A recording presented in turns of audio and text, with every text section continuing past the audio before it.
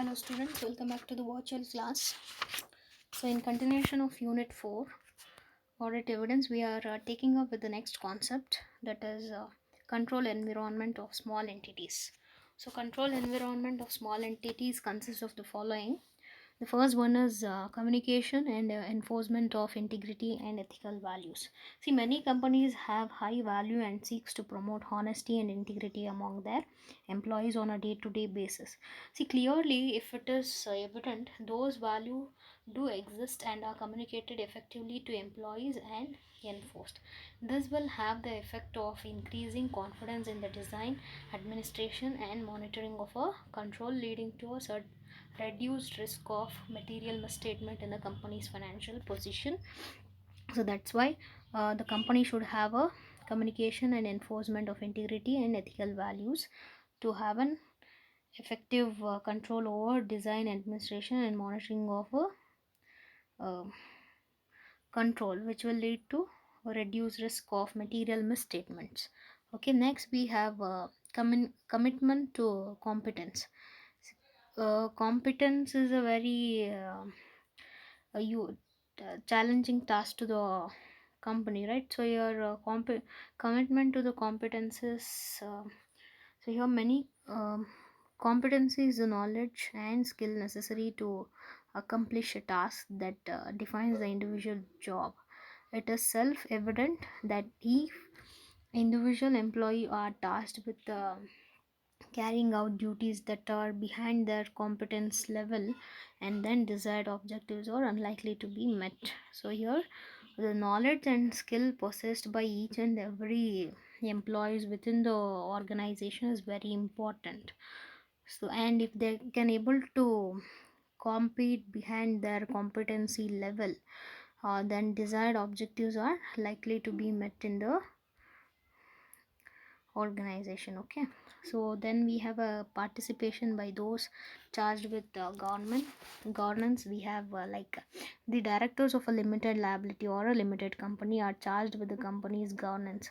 As such, they are responsible for overseeing the strategic direction of the company and its obligations or relating to its accountability.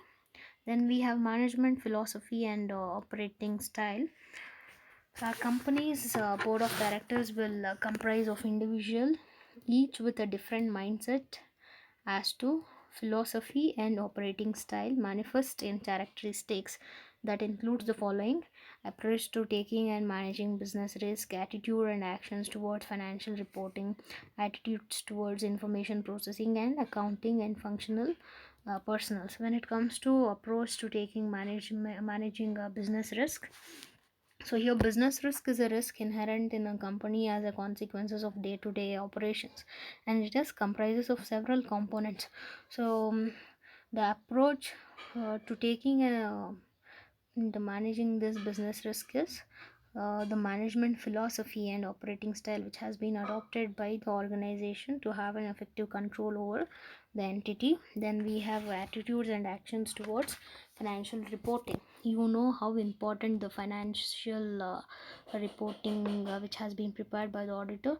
So here attitude and actions towards the financial reporting um is a very important task in the organization. So financial reporting standard exists to help facilitate fairness, consistency and transparency of financial reporting, right? So they have to go according to the financial reporting standards.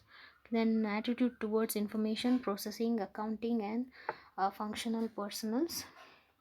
So here properly financed and resourced with the sufficient number of appropriately qualified staff and contemporary information and communication technology, the financial reporting and information processing functions of a company are vital to a company's ongoing existence. Okay, so to effective management towards the information processing, accounting and functional personnel is very important. Then we have organizational structure. See, organizational structure has been defined according to the ISA 315 as a company's organization structure. See, the framework within which an entity activities for achieving its objectives and planned, executed, controlled, and reviewed. Okay, so it is a organization structure is a entity's framework within which they're going to have an objectives.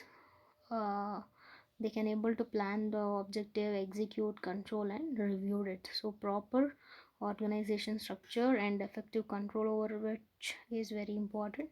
Then assignment of authority and responsibility. See, the individual need to be properly resourced and made fully aware of their responsibilities and of how their actions interrelate with the actions of others and contribute to the objectives of the company is also very important. So assignment of authority and responsibility is also mm, leads to an effective control environment in the organization. So this is all control environment of small entities. We'll take up the next concept, that is audit sampling. See, audit sampling can be defined as the process of applying audit procedures to under 100% of different items in the organization account balance in a way that every single unit might have an equal probability of being selected. So audit sampling is focusing on all the 100 units within the organization, and it is make sure that all the unit have an equal probability of being selected. So that is termed as audit sampling. We have a set of objectives and purpose of audit sampling here. So to gather audit evidence in order to conclude audit opinion. Okay, next, to reduce the work yet audit yet still help audit to reach its conclusion. To provide the basis for auditor to conclude audit opinion. To detect any kind of error or fraud that could happen in company as well as financial statement. To prove auditors have done their job based on the required auditing standards. Use of the tool for investigation. So this is all the objectives of audit sampling. See, next we have technique used for audit sampling. We have four different techniques of audit sampling. The first one is haphazard sampling, stratified sampling, systematic sampling, and block sampling. So haphazard sampling technique is a one adopted by the auditor in case where the sample does not follow a structured technique. If the sample doesn't have any structured technique, then they are following this haphazard sampling. Okay, haphazard sampling is however not appropriate during the use of statistical sampling. Okay, beside it is all important for auditors to always ascertain that haphazard sampling is not structured in a way that by designing avoid sampling items which for instance are difficult to locate. All items in the population should get a chance of being selected. Okay, that is with respect to haphazard sampling. Then we have stratified sampling.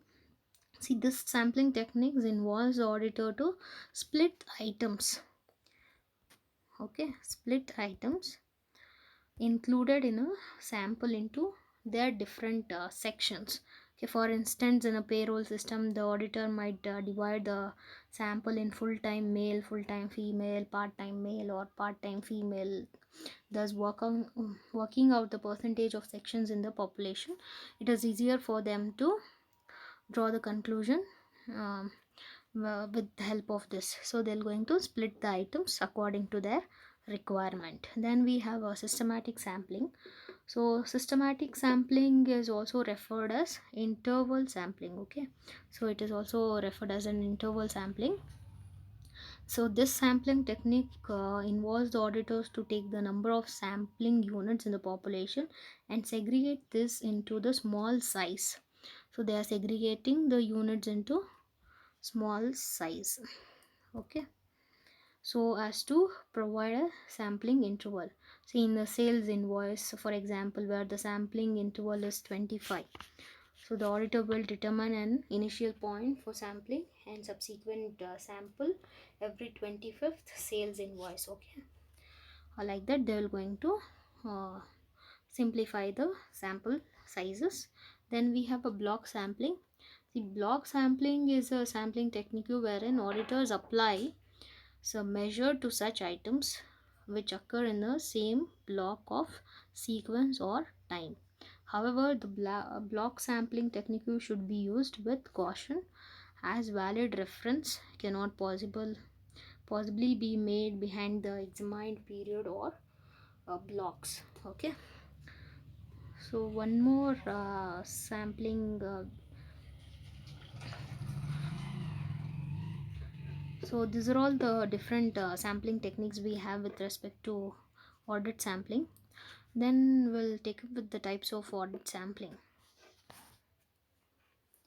Okay, so the first one, we have two different types of sampling. One is stratified and another one is non statistical audit sampling. Statistic audit sampling is a sampling approach where the auditor uses random sampling to select the item from the total populations, use the probabilities technique to measure the result of testing and make conclusion. Using statistical sampling is very important to help auditors to manage and control the audit risk. So here they are not following any techniques to take the sampling randomly, they are choosing a samples. Okay, that is statistics audit sampling. Then we have non-statistical audit sampling.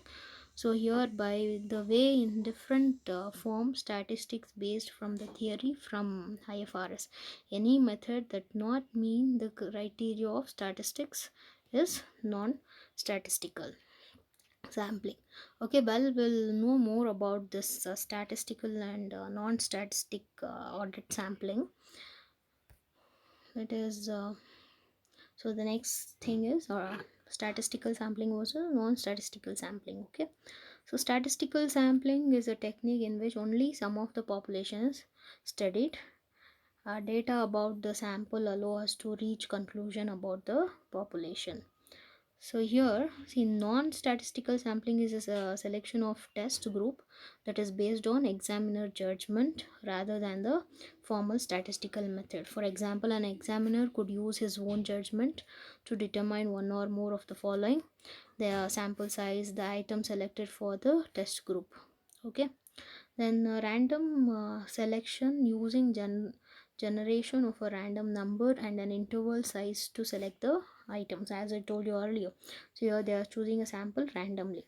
Then extrapolate the error rate. Example, if half of the sample wrong, then half of the population too. Okay, then sample has to be sufficiently large to be representative of the population. Then auditors can increase the sample size if error are discovered. Okay, then here, when it comes to non-statistical sampling, any method which does not fit into the above is non-statistical. If anything which doesn't work in statistical sampling, then we'll move on to the non-statistical sampling. Okay, sometime known as a judgmental sampling. So non-statistical can also be termed, sometime it is termed as a judgmental sampling. Okay, so this is all about the statistical and non-statistical sampling. So the next concept is audit of specific items. So here we are taking up with the specific items and how is exactly the auditors will going to have an audit with respect to that particular thing, we are going to discuss here. Okay, the first one is receivables. You see, if the company is subjected to an annual audit, the auditors will review its accounts receivable in some details, which includes the following. The first one is trace receivable report to general ledger. So here the auditor will ask for a period end accounts receivable report, from which they trace the grand total to the amount in the accounts receivable account in the general ledger. So that means they're going to compare the grand total of the amount and the amount which has been mentioned in the ledger. Okay, then we have calculating the receivable report total. So auditors will add up the invoices on the accounts receivable gauging report to verify that the total they trace to the general ledger is correct. Then invoices listed in receivable report. So here the auditor will select some invoices from the account receivable gauging report and compare them to support or documentation to see if they were billed in the correct amount to the correct customers on the correct date. Then matching invoice to shipping log it is. Okay, the auditor will match invoice dates to the shipment dates for those items in the shipping log to see if the sales are being recorded in the correct accounting period. Then confirm account receivables. The major audit activities is to contact the customers directly and ask them to confirm the amount of unpaid account receivables. Then review cash receipts. So if the auditors are unable to confirm accounts receivables, their backup auditing technique is to verify that customers have paid the invoices, for which they will want to review, check copies and trace them through your bank account. Okay. Then assess the allowances for doubtful accounts. So the auditor will review the process that you follow to derive an allowances for doubtful accounts. This will include a consistency comparison with the method used in the last year and a determination of whether the method is appropriate for the business environment. Then assess bad debts write off. So the auditors will compare the proportion of bad debts expenses to sales for this year in comparison to previous year to see if the current expenses appears reasonable or not. Then review credit memos. So the auditors will review a selection of the credit memos issued during the audit period to see if they were properly authorized, whether they were issued in the correct period, and whether the circumstances of their issuance may indicate other problems. Then we have related party receivables. So here, if there are any related party receivable, the auditors may review them for collectability as well as whether they should instead be recorded as wages or dividends and whether they were properly authorized. Then we have a trend analysis. So auditor may review a trend line of sales and account receivables or a comparison of two over time to see if there are any unusual trends. Okay, so this is all the things the auditor will going to do to examine the account receivables in the books of accounts. Okay, then we have so the next one is inventory. So if the company records its inventory as an asset and it undergoes an annual audit, then the auditors will be conducting an audit of your inventory that includes cut-off analysis.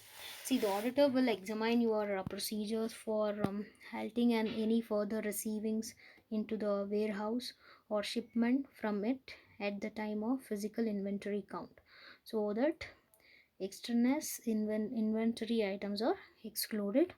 Then observe the physical inventory count. So auditor want to be comfortable with the procedure you use to count the inventory. Okay, so that's why if the company has a multiple inventory storage location, they may test the inventory in those locations where there are a significant amount of inventory. Okay, next we have um, reconcile the inventory count is reconciling the inventory count to the ledger, general ledger. They will trace the value compared from the physical inventory count to the company's general ledger to verify that the counted balance was carried forward into the company's accounting records. Then we have test high value items. So if there are items in the inventory that are of as usual high value, the auditor will likely spend extra time counting them in inventory. Okay, then testing error prone items. So if the auditors have noticed an error trend in prior years for a specific inventory item, they will be more likely to test items again. Okay, then testing inventory in transit. So here there is a risk that you have inventory in transit from one storage location to other at the time of physical count. So auditor test for this by reviewing your transfer document. Then test item cost. So auditor need to know where purchased cost in your accounting records come from. So they will compare the amount in recent suppliers invoice to the cost listed in your inventory valuation. Then test market. So here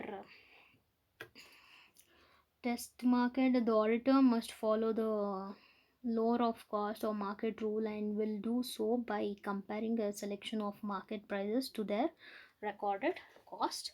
Then finished goods cost analysis. If the significant proportion of the inventory valuation is comprised of finished goods, then the auditor will want to review the bill of materials, okay, for selection of finished goods item and test them to see if they show an accurate um, completion of the component in the finished goods item as well as correct cost. Okay, then direct labor analysis. So if direct labor is included in the cost of inventory, then the auditor will want to trace the labor charges during production on time cards or labor routing to the cost of inventory. Then overhead analysis. If you apply overhead cost to the inventory valuation, then the auditor will verify that you are consistently using the same general ledger account as a sources of overhead cost, whether overhead includes any abnormal cost, and test the validity and consistency of method you see to apply overhead cost to inventory. Then inventory ownership. So the auditor will review purchase records to ensure that inventory in your warehouse is actually owned by the company. Then inventory layers. If a company is using FIFO LIFO, you know, right, first in first out and last in first out inventory valuation system, the auditor will test the inventory layer that you have recorded in, verifying that they are valid. Okay, so this is all with respect to the valuation of inventory. Then we have payables and um, accruals. Okay, so payables and accruals. See, all audit objectives for account payables and accrued expenses accounts. Okay, see, accounts payable for the purchase of goods and services are created with the passage of title to the goods or with the receipt of benefit from the services. Trade accounts payable are usually recorded on the passage of title to item purchase, the point when title passed, whereas with the terms of purchase. Okay, all this will be there with respect to accounts payables. Okay, then we have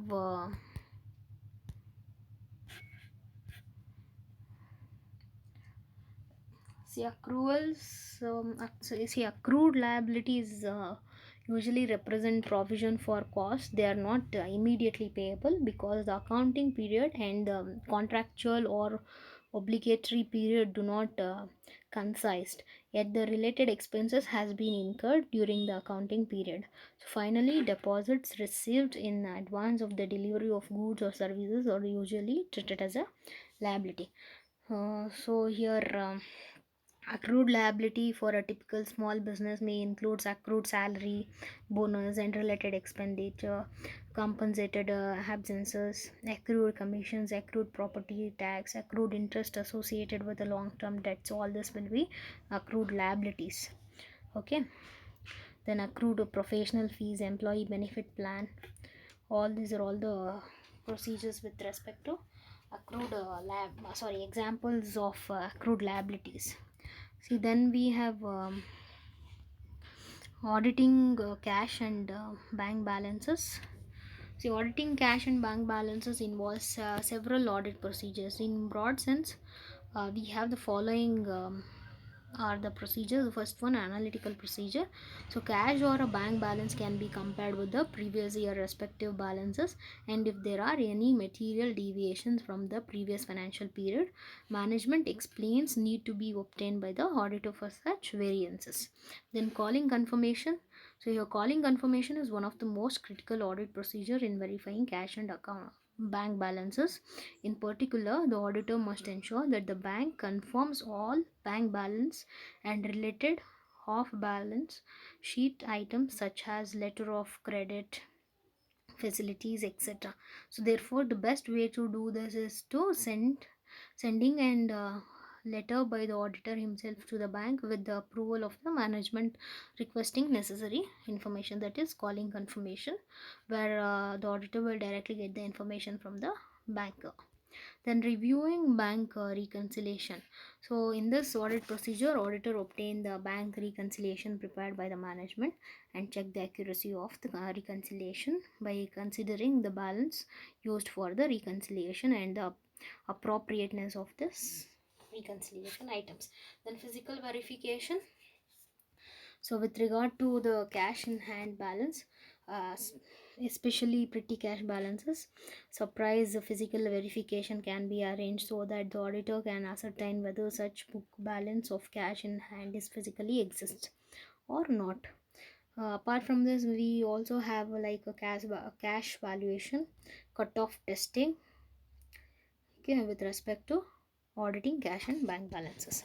Then we have fixed assets. See, fixed assets are major asset account items and often the main target in the asset audit. Okay, auditing fixed assets help uncover invalid assets transaction, non uh, complaints assets valuations, and incorrect assets classifications. So which is of the following? The first one is account balance accuracy. So here the account balance of fixed assets in a financial statement is the accumulated value from past assets additions and deletion up to a given point in time. So the auditor must first establish that the reported fixed assets balances agrees with the related amount recorded in the general ledger. Then account transaction validation. So here matching account balances don't preclude potential accounting irregularities or even fraud from showing in the financial statement. So fixed assets audit helps ensures that assets listed in the financial statements or from valid transactions have been received and actually exist in the service. Then assets valuations test. Proper asset valuations ultimately determines the correctness of the account balance for fixed assets. So capital assets are valued at their historical acquisition cost plus and additional money spent on assets improvement. The auditor tests the proper assets valuation of the recorded fixed assets cost by examining vendors invoice and other purchase supporting documents. See the sources information on correct asset valuation. Then asset classification test. See the asset classification test helps ensures that the recorded fixed assets are correctly classified as a capital assets and uncertain expenses that should be capitalized or also recorded as a part of the fixed assets. Then another auditing task. So audit procedures for fixed assets also covers issues of assets ownership, proof and reporting cutoff test to prevent potential accounting manipulation from compromising financial statement reliability. The auditor may decide to verify the ownership of the recorded fixed assets by examining the conforming property deeds or title documents as proof of ownership. Okay, these are all the control procedures with respect to fixed assets. Then we have intangible assets. So intangible assets, the analytical procedure in intangible assets is intended for the comprehensive analysis and data check in a continuous way, including the following, that is accuracy of a classification as intangible assets, useful life depreciation and land tax. All this will be checked with respect to intangible assets. Okay, so this is all with respect to the today's topic. Thank you for watching video. Have a great day.